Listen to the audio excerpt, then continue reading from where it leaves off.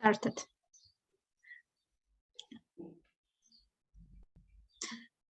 Also, Gorka, thank you that you joined us. I give you to start this presentation. Okay, so thank you so much, Madeline. And for me, it's a great pleasure to be able to be here today. And I want to thank you for the invitation and also this opportunity to talk about my research, of course, as an MCC, but also as a PhD in psychology. So I'm going to talk you today about part of the research that it's part of my doctoral thesis that was already presented last year and was accepted. And it's a research that actually it's very important for me because this is part of my, we could say, my mission or my purpose as a coach, which is to help as much as possible to um, give some evidences so we can as coaches really say and tell to our clients and to everybody that coaching is not something that is like smoke, but it's something that really has a scientific ground. Actually, what I'm going to tell you today, sorry, it's the first research that has been done about what's the impact of coaching competencies in the brain. Okay, so there is no previous research on how the coaching competencies impact in our brain and specifically in our brain creativity patterns. And I will tell you now why I choose this creativity part of psychology in order to link into coaching. So just to get started with the presentation, um, I'm sure that many of you feel this way nowadays with all these pandemics, all the world situation that we are living now. We feel that we are somehow in a place that has been destroyed, and things are really different, and somehow we are a little bit overwhelmed about this situation. It's like we need to rebuild, we need to find a way to survive to this situation and to the upcoming years, and how this is going to be done.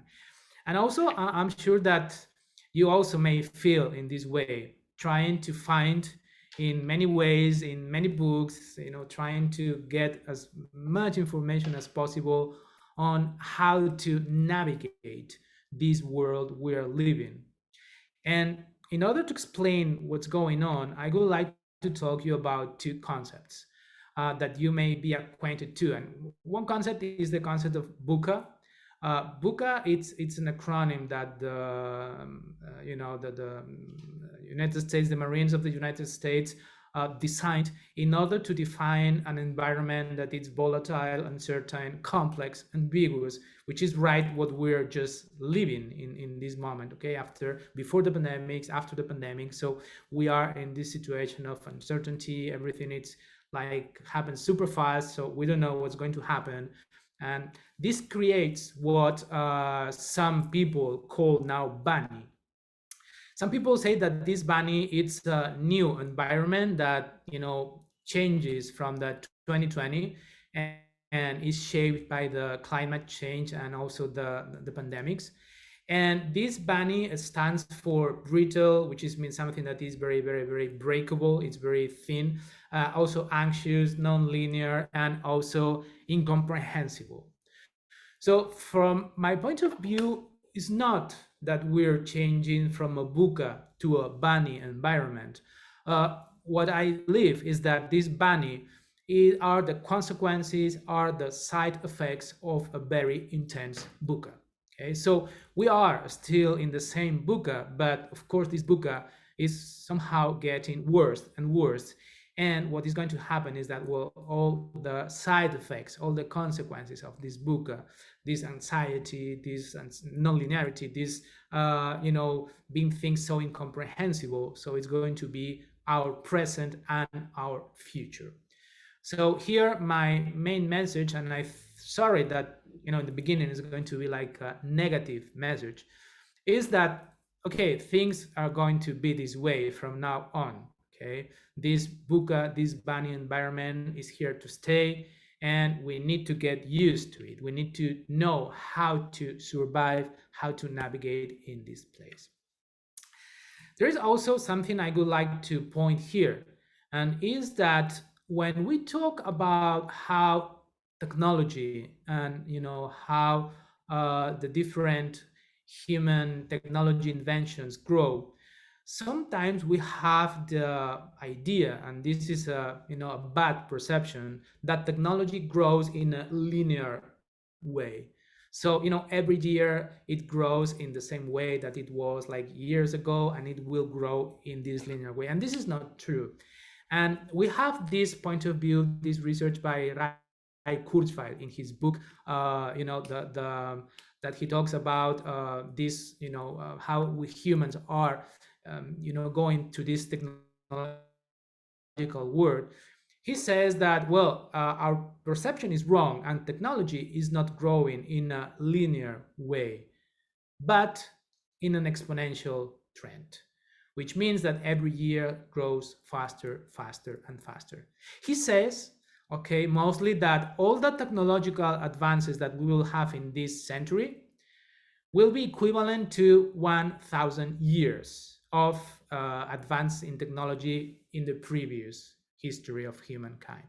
Okay, so we can see that technology is going to grow faster and faster and faster. And we have also this Martek's law. Martek's law says that, okay, yeah, it's true that technology goes in an exponential rate, but the problem is that organizations, business, and human beings change in a logarithmic rate, so in a more linear way. So as we can see in this graphic here, there is a gap in between how technology grows and how human being adapts to this technology. So you can guess what's going to happen here. Um, we are living in a world that is more and more complex, more difficult. It's going to be much more uncertain and incomprehensible, in the future, because technology is going to make it this way. But again, more bad news. Okay, um, this is a research from Dr. Kim, and this research that it's been done since 1990 till 2017. This research says that individual creativity of human beings is decreasing dramatically, as you can see in this graphic. Okay, so you also have this out of the box thinking, which is measured by the Torrance test. The Torrance test is the assessment that is used to measure human creativity. And as you can see, the results are going down every year. So now let's face reality. Life is becoming more difficult, much more intense, uncertain, unpredictable, incomprehensible, more anxiety. But on the other hand, we are lacking creativity. And actually, creativity, as many researchers say, and as many also companies say, creativity is the essential ingredient to be able to adapt ourselves to these new circumstances. So, ladies and gentlemen, we are in a big problem because life it's heading to a place where we will need to be very creative in order to navigate, in order to live in a decent way. But on the other hand, as human beings, we are losing this creativity. Okay, and it's not that we are forgetting this creativity is it's a mind state, it's a mind pattern, but the problem is that we are not using it. And since we're not using it, then it's every time it's more and more difficult to access this creativity, that we need to be able to face this buka and bunny world. Okay, so we have to bear in mind that there is no longer such a thing as stability or certainty, and there won't never ever be. So VUCA and BANI are here to stay. So we have two options. We surrender and we become miserable human beings, or we can fight and we can find the way to recover this creativity. Okay. And it's very interesting because problem solving, which is the main skill that we need in order to survive in this difficult environment, is not related to intelligence, is not related to IQ, as we think, but is related to creativity. Because usually problems that we face in our daily lives are solved in a creative way, which means through insight, not through an incremental reasoning way.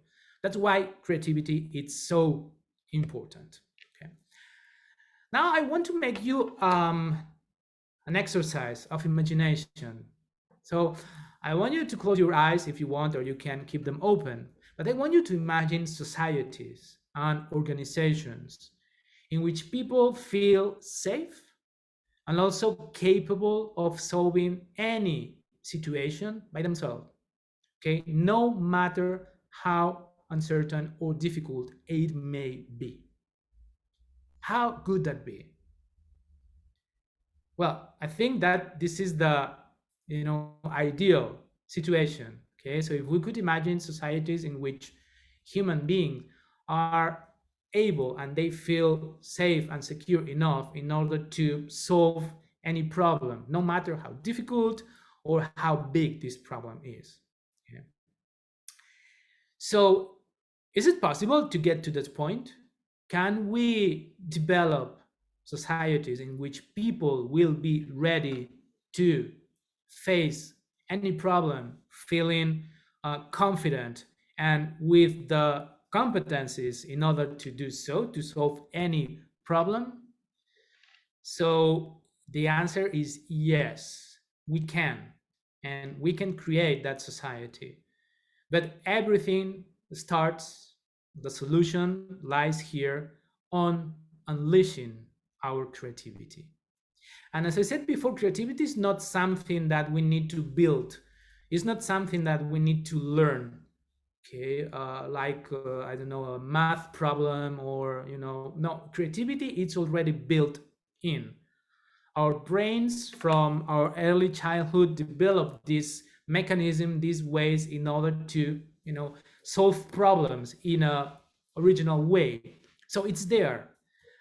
We What we have to do is just try to clean the dust that is stopping this creativity. And technology is mostly guilty for this decrease of the creativity. Why? Because many of the processes we did before, like 30-40 years ago, now are being substituted by technology. For instance, let's say that, okay, let's remember, I don't know, I mean, all the faces I can see seem pretty young, so I don't know if you will be able to relate to what I'm going to tell you. I'm already 47, so, but anyway, 30-40 years ago, if you wanted to travel from one country to another by car, you had to go to a bookstore, to a gas station, and buy this big map in which you had all the roads, all the countries, and you had to spend some time trying to figure out which was the fastest, easiest, and cheapest route in order to get to that point. And that took some creativity, effort in order to solve that problem. So for instance, today we don't have to do that.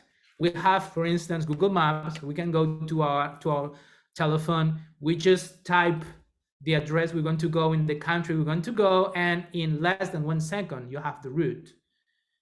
What's the problem here? Yeah, this is really comfortable, this is very effective, but our brains are not doing anymore these creative processes and jobs that they needed to do a few years ago.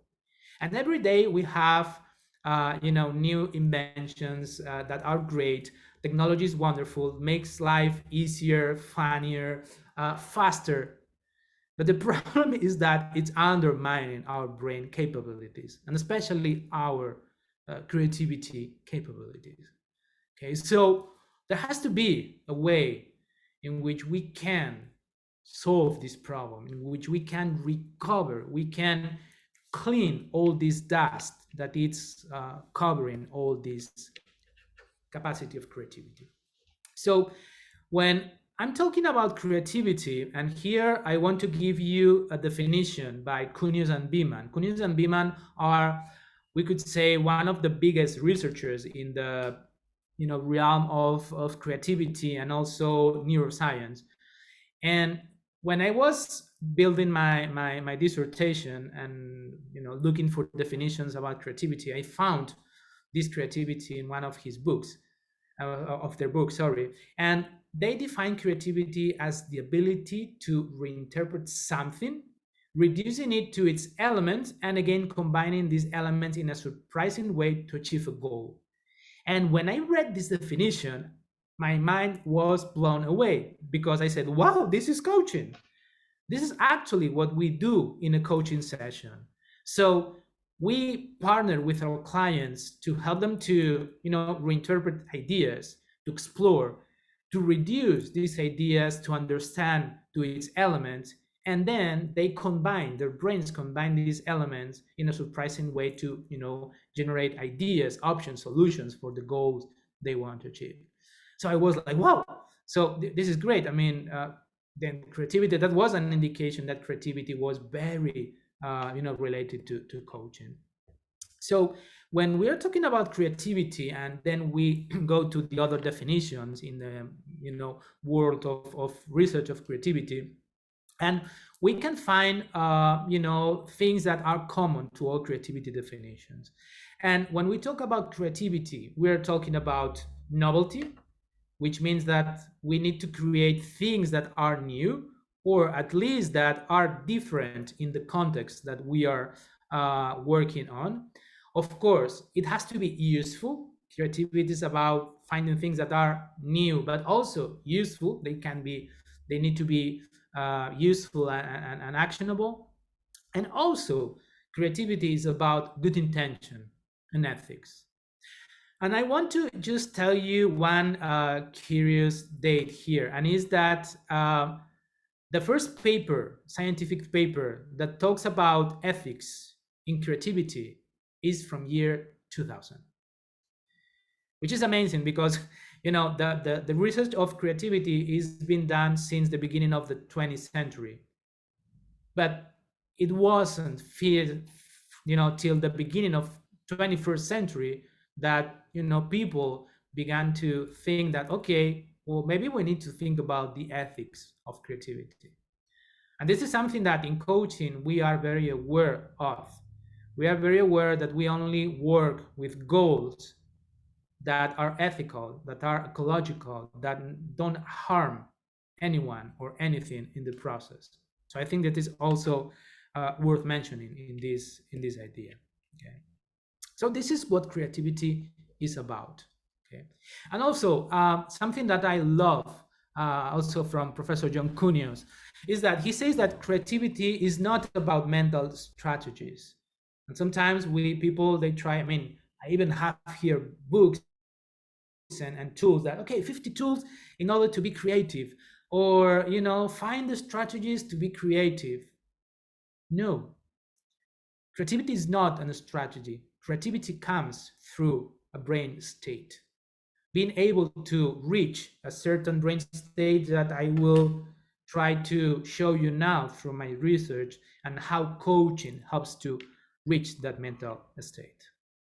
So here the idea, and this is a very simplified hypothesis, is that coaches is a process capable of enhancing the creativity mechanisms of the human brain. That was my main research hypothesis, to being able to find out if when we use all the coaching competencies and coaching structural competencies, so if this has any different impact in how we create and we have ideas that are new and that are also useful. Okay, so here is where my research comes. And I also in my research wanted to, try to make a difference and also try to frame coaching in a place that can be recognized as an independent discipline and really can be differentiated from psychology, from mentoring, from training, from teaching. So there needed to be something that made coaching different from the other disciplines. And here is where I just wanted to, specify that I focus my research in coaching, but in a non-transferring approach. What do I mean in a non-transferring aspect of coaching? So, a coaching which is based in not transferring our clients' knowledge, judgment, ideas, guidance, suggestions. Okay, so bringing coaching to its purest essence. Okay? And of course, always leaving clients' responsibility for choice. So there is an absolute lack of guidance in coaching. Okay, so this is the base of my research. Okay, so uh, basically, the competencies that were used or were measured in this research were phenomenological attention, which we could say that is a mix of the actual competencies 4, 5, and 6. So it's active listening, but with a strong base in non-judgment, non-interpretation, non-transference. Okay. Also mirroring, which is related to competency 6.7 in the actual model, and is about mirroring back different ideas that the client is saying in the same way. And of course, about questions, about powerful and focused questions. And also, the other part of the research was the growth model as an structural competence. Okay, using this growth model that you may know, and I will explain a little bit deeper now, but it's a model that actually follows the competency model of the ICF, which is means designing the agreement, then exploring, then designing options and actions for the client. Okay, so it's a model that, as we will see now, actually it's a model of creativity. Okay? So this is the theoretical framework in which the research is based. So first thing that really caught my attention when I was trying to justify this growth model, and this process that we use in the coaching session, that is, first of all, clients define where they're going to go, what they want to get with the agreement. Then we explore with the client what's going on, reality. Then clients begin to elaborate options, ideas, and finally they define an action plan, which is this growth model. So when I was looking for scientific models for creativity, I found a bunch of these models of creativity. I just show you here two of these models, the Wallace model and the Rosman model. Okay, and these models, the Wallace and the Rosman, are from the beginning of the 20th century. Okay, so we're talking about almost no 100 years ago. So 100 years ago, people were already trying to figure out how we can promote creativity. And all the creativity, the scientific creativity models that I found, they all have these different parts that we follow in the coaching session. So all the creativity models say that, first of all, we need to be able to look for what we want to achieve, okay, which matches this part of the goal.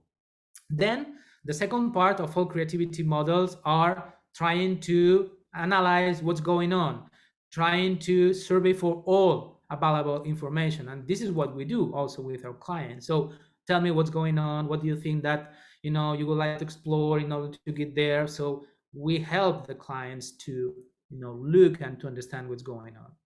Then all creativity process, they go through an illumination part, which means that suddenly the brain begins to find answers, solutions, and it's like, oh, I think, oh, now this aha moment that our clients have during the coaching session.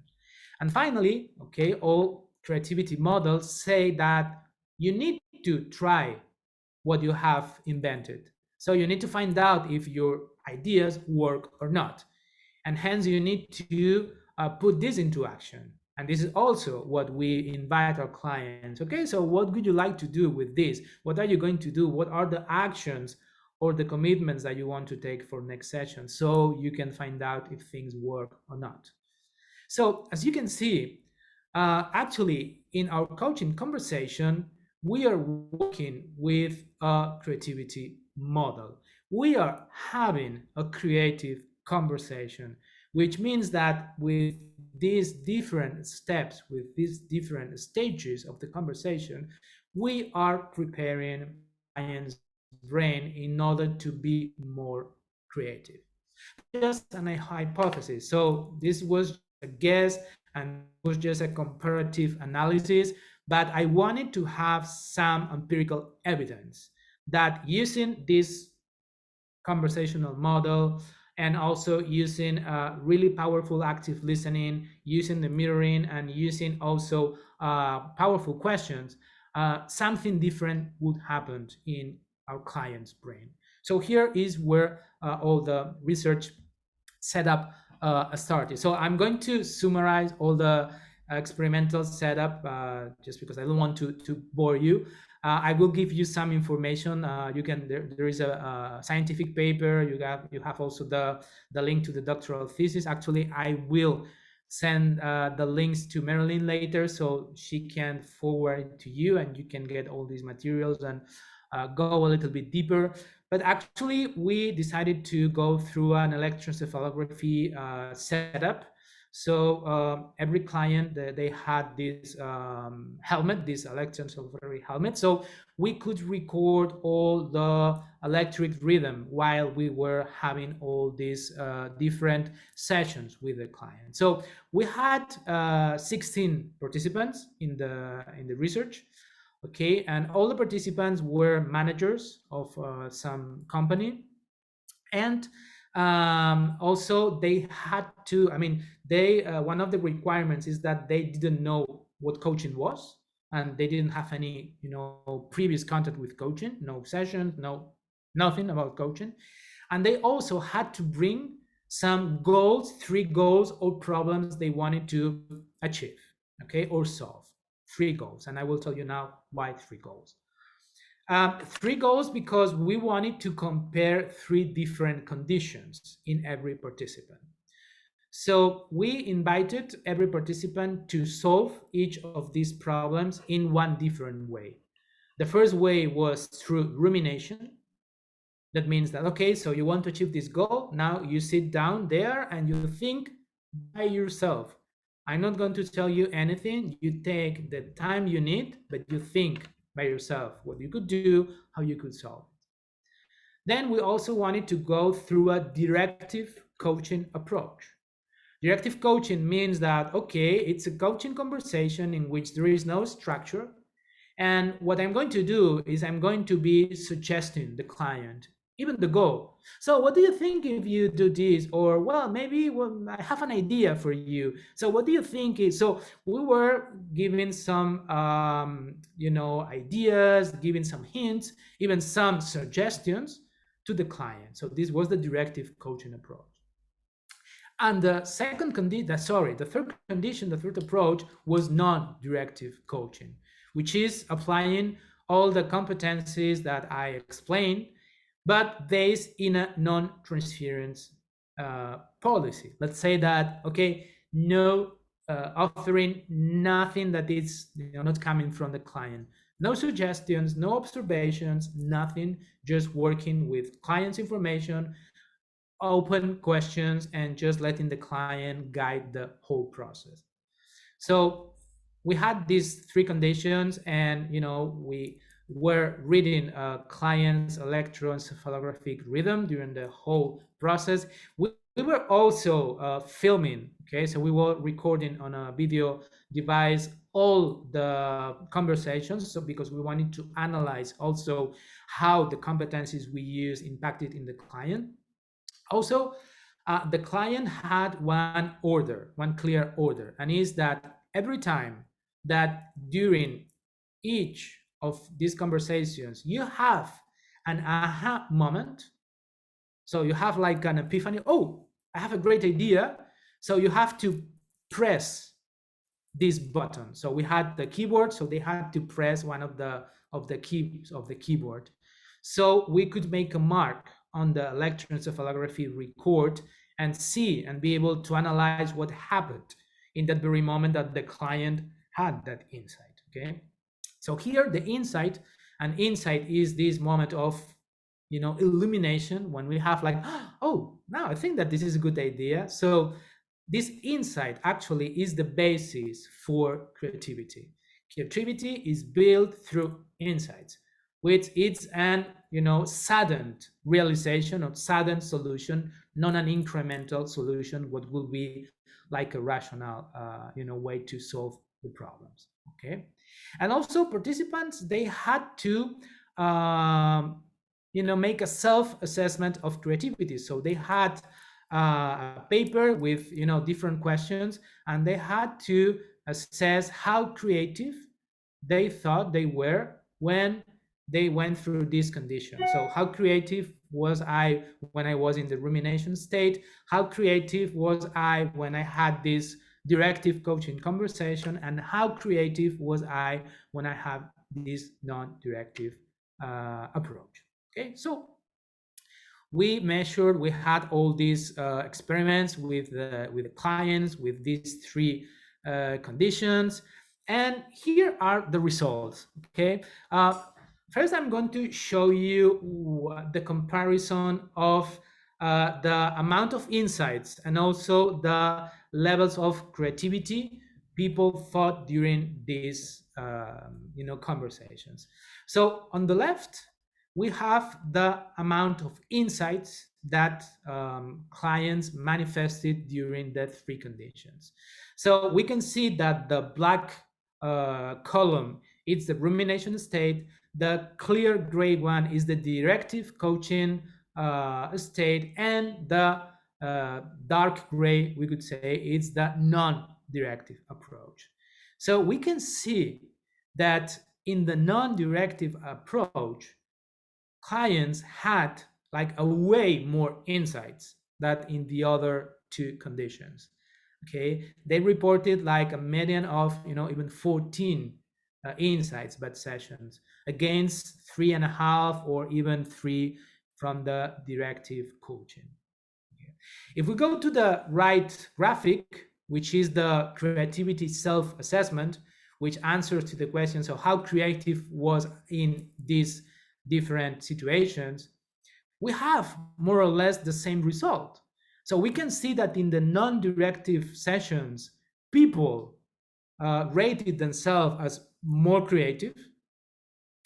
In the rumination, like, okay, so, and in the directive approach, they rated themselves as less creative. So here, if we compare the two graphics, we can see that people in a non-directive coaching environment, which means that we are not helping them with hints, with impressions or possible ideas, people have more insights, and we can say that these insights are valid because there is a change in the electroencephalographic patterns that I will show you now, and also they feel that they are more creative. Okay, but this is still just statistics. Okay, this is not empirical evidence. And now we're going to the empirical evidence of this research. So here, what you can see on the left part of the screen is a heat map of the brain. Okay, so I'm going to explain you how this works. This square, okay, this rectangle, it's the whole brain. So you can see that there are letters O, P, T, F, C, F, F, and AF. And this is about the different brain regions: occipital, parietal, temporal, front central. So if we go from the middle of the rectangle, we're going in this direction, from the back part to the front of the head. The left part of the rectangle is the left hemisphere, and the right part of the rectangle is the right part of the hemisphere. So the even numbers, O2, P8, the even numbers are right hemisphere, and the non-even numbers are left part of the hemisphere. And also you can see on the vertical line the different brain frequencies. We have gamma, beta, alpha, and theta. Okay. So what we see in this heat map is, of course, a heat map works with colors. The darker colors means that there is less activation, and the brighter colors means that there is more activation. So here we are looking for regions and frequencies that are more active. Okay, and when there is electrical activity, it means that something is happening in the brain in this region. Okay, there is an activity, and for instance, something happening is different. Now, these heat colors, we have the first one on the top is rumination, the second one is directive coaching, and the third one is non-directive coaching. We can see that the first and the second one are pretty similar. We see some activation in the frontal part, but this may be due to some artifacts, some mistakes of measure. But if you pay attention, there is a clear difference in the third heat map, which belongs to non-directive coaching. And what we see here in the third heat map is that in the P8, which is the right parietal part of the brain, which belongs to this part, and also the TH, which is the temporal, and it's the part below, behind the ear. So we see that there is a great activation. And this happens especially in frequencies theta, alpha, and gamma. Okay. And you may say, okay, Gorka, that sounds nice. Okay, there is this difference. So what? What does that mean? What's the meaning of these, alterations in these temporal and parietal regions, and specifically in these frequencies, theta, alpha, and gamma?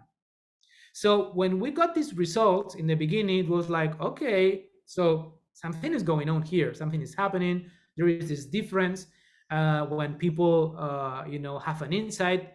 So of course, we had to also elaborate in the research a framework about insight and electroencephalography. Okay, so we were lucky because there were a lot of research done, not in coaching, but in creativity and how insight manifests in electroencephalography. So we could compare our results during clients' insights, because this heat map is in the moment that clients said that, okay, I have an insight, okay, and to compare with this previous research insight. Okay. So here I have another map. This is easier to understand because here you have the head, okay, and you can see how these parts that we were talking about, this, the triangle is the nose, so this is the front part of the head. So we can see how in the temporal and in the parietal part there is this activation in theta, alpha, and gamma. And I also wanted to show you, you have here the frequencies, so you can see how these frequencies jump in the moment that the person is having an insight. Okay, so it's flat, it's like a very low power. Okay, we measure by micro volts, so it's like between nothing and 20 volts, which is almost non-activity, and suddenly it grows up to 80, 90, which means that there is full activity of this frequency. So what is so important about these findings, about these theta, alpha, and gamma frequencies in the temporal and parietal part of the brain? So the great insight of the whole research was that all these electroencephalography studies that you have here, Jausebek, Mölle, Rozumnikova, Finken-Benedek, Nigbur, Voke. We even have a study from O and his partners from the 2020.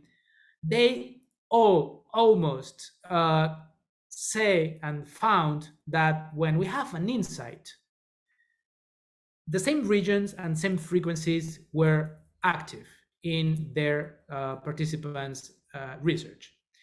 So this is very important because that means that what we found that happens only in the non-directive coaching approach, it's the similar frequencies that this previous research found that happened when people are having a real insight, when they are having like a real moment of aha, of creativity, of finding something that it's new, that it's useful, and that can help them to solve their problem. And you may be asking yourself, okay, but people, they also press the bar when they were in the directive and in the rumination part, so they also had insights. Yes, but they were not intrinsic insights. There were not insights created by themselves. They were insights created in an incremental process. And the difference is that when we believe that we have an insight, but actually it's not an insight, but it's a rational finding, there is not this activation. And this is the reason why we don't find in these other two conditions this activation of the temporal and the parietal part of the brain. But we don't have only these EGG findings. We have also fMRI, okay, studies that also studied insight. And what they say is that, okay, of course, fMRI cannot talk about frequencies, but in fMRI studies, they find out that when there is an insight, there is also an activation of this part, of this, junction between the parietal and temporal part of the right hemisphere. Okay? That doesn't mean that creativity is only activated in the right hemisphere. Okay, we have to just forget about this idea. This is like science fiction that is something that we are told that the right hemisphere is the creative one. It doesn't mean that the right hemisphere is the creative one, but it means that when we are in this insight moment, when we are in a creative process, there are some part of this hemisphere that activate, and that is an indication that this insight is happening. But of course, is the whole brain the one who is collaborating in order to create this insight? It's very important. And it's very important also that we learn that creativity is about long distance connections. Okay, in order to be creative, we need to be able to get to long distance connections in the brain. When we use short connections, and this is what we do when we try to find things on a logical way, then creativity does not happen. So in order to activate creativity, and this is something that we do through this conversation that I explained before, with this grow conversation, we are helping the brain to get into that state, what we call it's what Higgins called it's a propagation state, okay, in which the brain will dare to go to farther places because we're not worried, we're willing to go to different places. So actually this is what we get and what we do with our clients. Okay, so what are the most important conclusions of this research? So first one is that when we have an exhaustive approach to the coaching methodological framework and based on a non-directive approach, this enhances the activation of creative insight mechanisms. So we are helping people to be more creative. Okay, but for this to happen, we need to maximize the non-transference, okay, of knowledge, of ideas, and judgment to the client. Or on the other way, we have to diminish any information that we may want to offer or any direction that we want to take to the client. Also, an important finding is this growth model is coincident with previous scientific models of creativity, and of course is a generator of this brain state of promotion that I was telling you. The brain is going to be daring to go too farther to create these long connections. Also, we made a statistical analysis, and question and reflection are speech acts that promote access to non-apparent levels of information.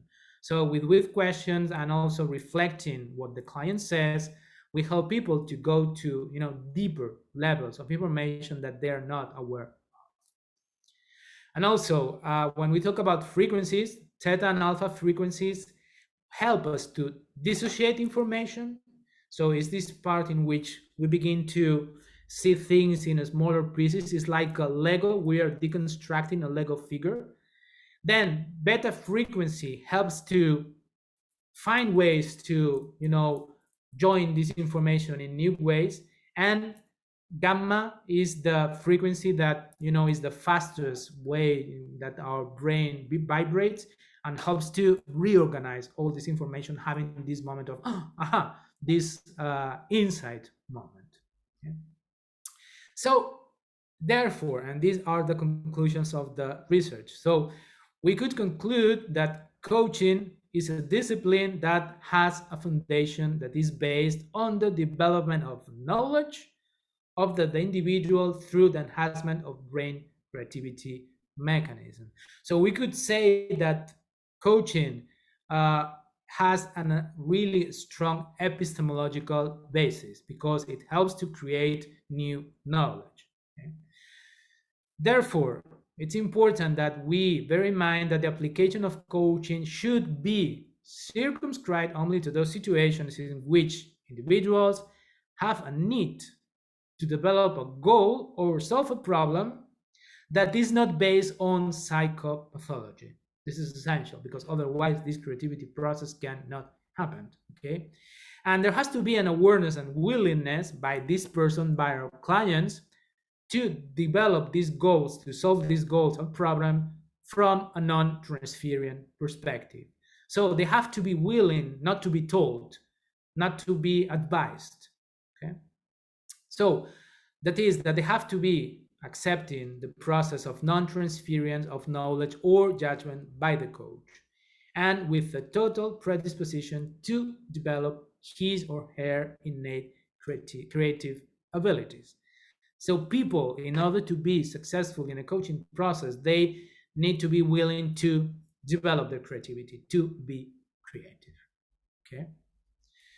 So the last conclusion is, for all these, we believe that the implementation of this non-transference coaching, both in education and work environment, could contribute actually to develop the development of creative capacity of human beings, and also close this gap between the speed of change in the world and the ability to adapt of human being. Okay. So after that, I will share with you these resources, which is the doctoral thesis, which is in Spanish, by the way. I'm sorry about that. And also a paper that was published in Frontiers in Education and Neuroscience, in which you can see even deeper, ideas and conclusions of the whole research. Okay. And now I will open a few minutes for questions and answers. And meanwhile, just give me a few seconds so I can share the links for the paper and for the whole thesis. So just give me 1 second. I want to find these links. They have to be somewhere here. Okay, here they are. So first one, I will share with you the paper link. So here you have in the chat the paper link. It's a long one. And also here is the doctoral thesis link. So you have patience, you can't um, little by little with Google Translate, you may be able to translate it to English or to Lithuanian or the language you prefer. All right, so now there is time for a few questions. I have a question for you about creativity between ages. Maybe in young ages, it's more people are more creative, and older they naturally less creative. And how differs then coaching methods for young people, teenagers, and yes, youth, and for adults. Okay, a great question. Thank you so much, Merlin. Actually, we tried to make an statistical analysis of this, but since our sample was not big enough, because we had 16 participants and we had participants from age 25 to age 65. Okay, so we couldn't make a statistical analysis, but I can tell you by the general result that there is no much difference. Okay, when we use a coaching approach, so even people that are young are capable of have as many creative ideas as an older one. Okay, so there is, when we apply coaching, is not so different, but it's different when we come into a rumination state. Okay, when we try to solve things by ourselves, of course the older, so the easier is to find solutions, but in coaching environment there is no difference. Okay, thank you. You're welcome.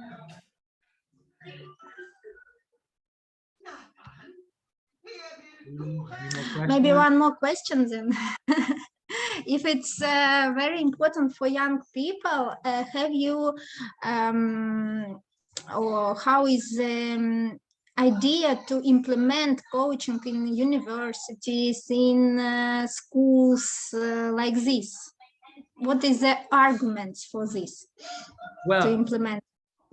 I think that, well, this research is a good start point, because now we have like empirical evidence that when we work in this coaching mindset, so this creativity is fostered, is improved.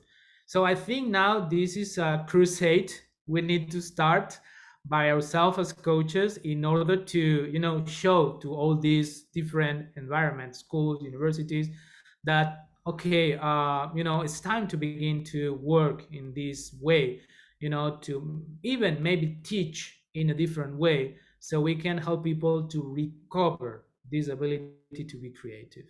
So I think it's hard work that we need to do now to convince these communities to include coaching in their main activities.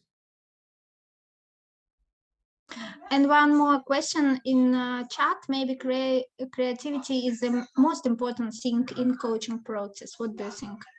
Well, I think actually it's the essence. Actually, I think this is what can separate coaching from any other discipline. For instance, therapy does not work through creativity. Therapy is not expecting to activate this creative process, for instance. So I think one of the important findings of this research is that finally we can place coaching in a single discipline, that it's, to develop these creativity processes, and this is something that any of the other disciplines does in a directive manner. So I think actually is essential, because this is what is going to help us to being able to separate and explain coaching in a better way.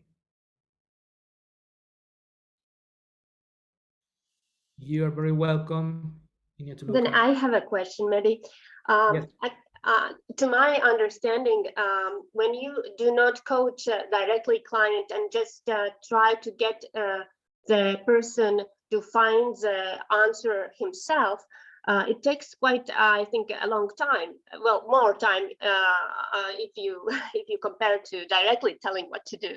And how do you think, is it possible that it's applicable for everyone? Because some people that are in managerial positions, they are very cautious of their time, and they want to be effective, and they are not so patient maybe to work out his or her ideas in such a pace. And what do you think about this? How to use this coaching style with people who are not so patient? Yeah, well, actually, you're right. But here, people need to reframe. They need to see it as an investment instead of a waste of time. Because maybe in the beginning, it takes a little bit longer, to sit down with people and have these conversations. But then, one of the aims of coaching is to create this, autonomy. So people won't need these conversations because they will learn faster how to solve problems by themselves. So yeah, it's true that maybe in the beginning you may need to invest some time, but this is going to pay forward in the future because you will have like people that are more creative by themselves, etc., etc., etc.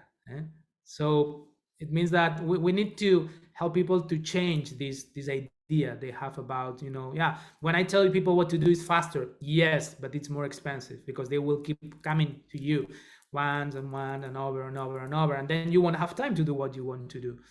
Okay. Thank you. Thank you so much.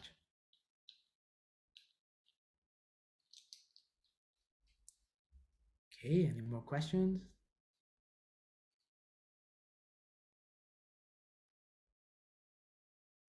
All right, Marilyn. So Okay, Gorka, thank you so much for this great and full with data science. We will make this in YouTube, and we will share, and maybe after you can answer some question if people ask you. Okay, thank you very much. I stop record. Thank you, Gorka. thank you so much.